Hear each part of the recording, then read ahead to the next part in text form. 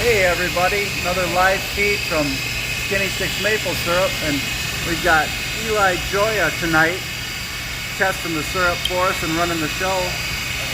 There he goes, perfect. Oh boy, looking good. We got syrup coming off the pan. We've got almost one full barrel done tonight between the two we've got. Syrup's running good. Nice boil.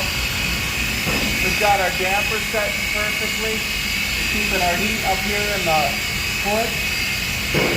That way our preheater works efficiently.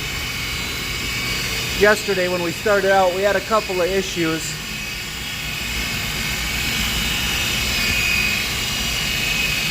See if I can get this camera to turn around. There you go. So yesterday we had a couple of issues. Up in our hood, there's a preheater, and when we first started cooking yesterday, Eli, can you open that door for me? So we'll show you a little bit.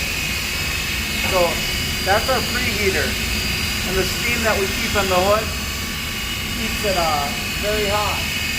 But there's a drip pan on the end of that preheater, and that drip pan wasn't sending the water down to the ledge that runs all the way around the hood. So you see this water coming out. There was no water coming out for about 2 hours.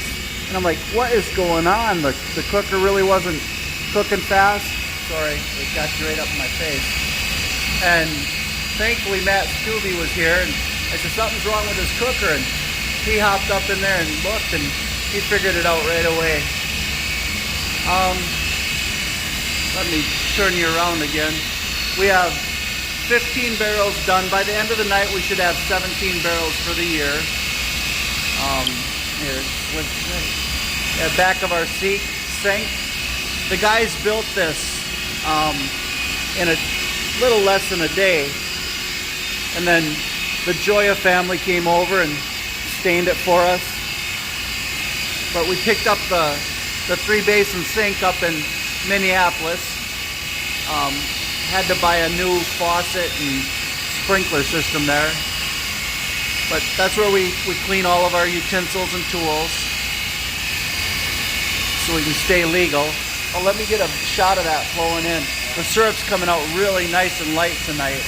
I'm going to zoom in on that. Yeah, it's just gorgeous. There's our sample bottle.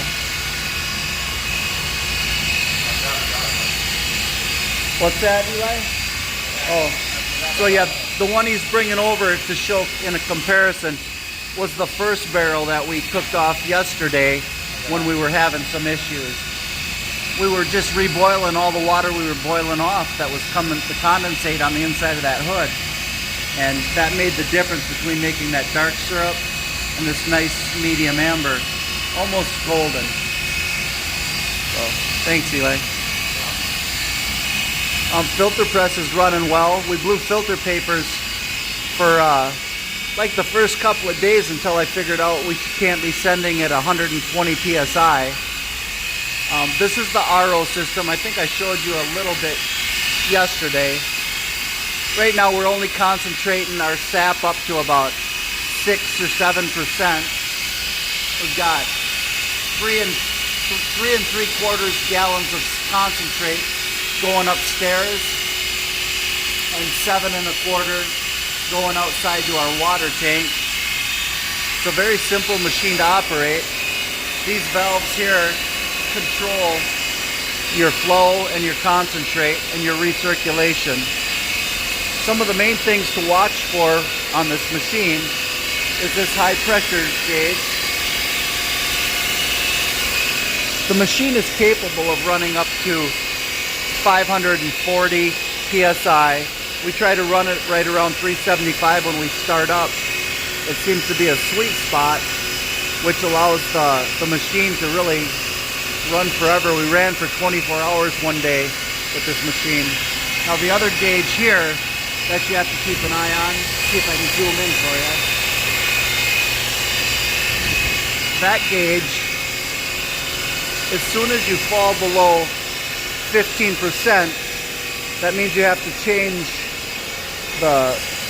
basically it's a 2 or a 5 micron particulate filter that allows us to make sure the RO gets fed clean sap, and it's in that blue housing back there.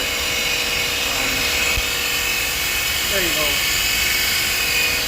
I think they used those as dairy filters years ago. It's just a little filter you put in, and all the sap that goes through it gets cleaned up so there's no wood chips, bugs, or squigglies. Trying to think, oh yeah. Then there's this high pressure gauge. And the purpose of this one is to let us know when we have to clean our membranes.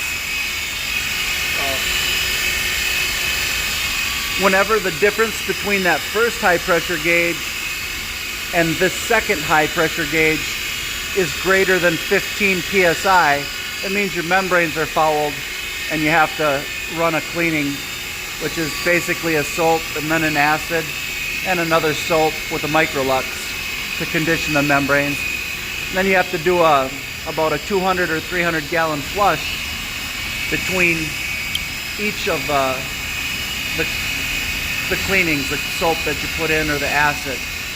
And you test the pH coming out of the permeate and concentrate, and as soon as that matches, you know that your membranes are clean and there's no more soap or acid in them. So here's our sight glass for our back pan. Let me get this turned around again.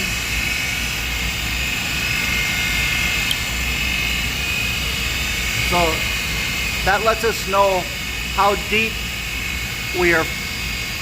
our sap is coming in above the back flue pans, and we're running about 1.5 inches right now on our back pan.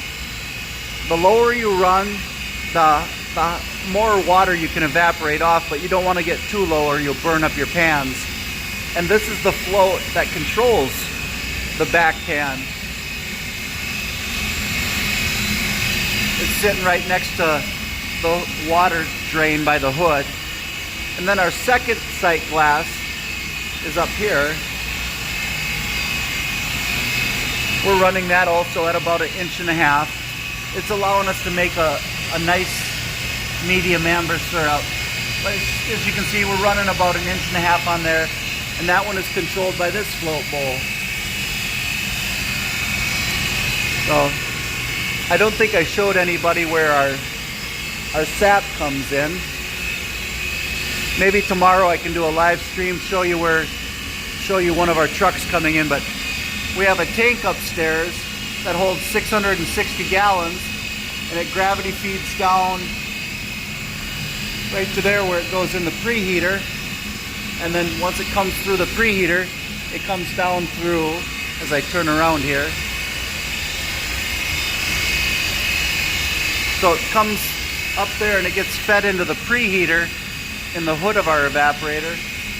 And it comes right down here into this float box. And again, that float box controls how much sap gets drawn into the back of the evaporator.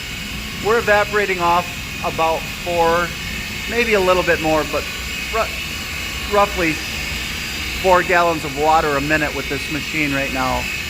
And it's a 4x14 CDL. I don't think there's a whole lot of difference between evaporators nowadays. They're all pretty much similar, whether you get a LaPierre, CDL, or a liter. There are some little bells and whistles people do get on theirs where they have reverse flow, so you don't have to clean your pans so often. But there's Eli hard at work waiting for that syrup to come off so he can test it. He didn't do the drop test with the hydrometer tonight like Hudson did the other night. But yeah, fifth cook of the season. We should have 17 barrels by the end of the night. My cousin Ricky took the big truck over to one of our leases, and hopefully he's going to bring back about 1,500 gallons of sap tonight yet. And then we have about 1,000 gallons that ran out at Brickner's, another one of our leases. And then Gemswood probably has 250 gallons sitting out there right now that we still have to bring in. So it's going to be a long night. I know Eli works hard. He gets tired though. It's hard to stay up and do this, especially when you're just out. If you're out here by yourself, it ain't so bad when there's two people. But I appreciate those of you who are watching. If you share this with friends, can just let them know how a maple syrup evaporator works, RO system that we have. And I thank you all for joining me tonight. God bless.